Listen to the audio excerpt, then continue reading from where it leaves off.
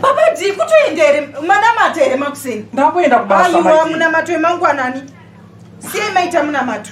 Munamato wii kuna maiti. Baba di maita here munamato wemangwanani ndio nyaya paira apa. Maiti nekuda kwetime maiti ndakuenda kubasa ini. Aiwa tisikuita izvozvo baba di ndakutaurira kuti unofanira kusiya unofanira kutozviziva wega. Nezuro ndamunamata here nezuro maneko. Ibi nezuro makanamata kuti kunamata here kwekwe.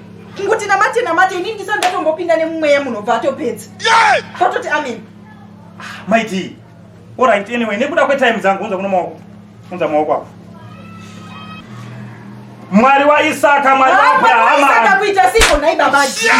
Mwari wa Isaka kuita siko sese usikazimu munamato ndiri kutaura inini. Uri kuzvinzwa pinda mba mutina matetoni. Ine ndiri kunamata wani. Iwe ndati pinda mupatina mate. Atema mutimai murume wangu niwe wachita unaziva zandinoda nasiya uchaita